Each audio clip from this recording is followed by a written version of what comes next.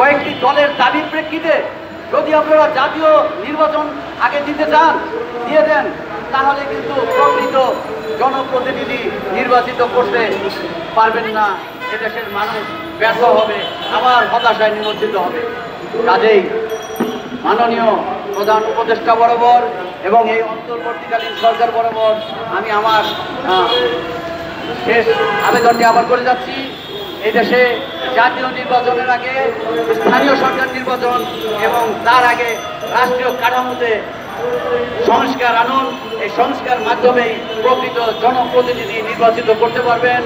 এই বলে এই আশাবাদ ব্যক্ত করে আপনাদের সুদৃষ্টি এবং পদক্ষেপ আশা করে আমি আমার বক্তব্য শেষ করছি। আমি ভূমিহীন আন্দোলনের সকল পর্যায়ে, মাঠ পর্যায়ে একজন ক্ষুদ্র কর্মী থেকে আরম্ভ করে নেতৃবৃন্দ সবার প্রতি শুভকামনা করছি। আপনাদের পথ চলা আরও সুগম হোক। ধন্যবাদ সবাই। ধন্যবাদ। বাংলাদেশ ভূমিহীন আন্দোলনের আজকের এই আন্দোলনে এ পর্যায়ে আপনাদের সামনে বক্তব্য নিয়ে আসছে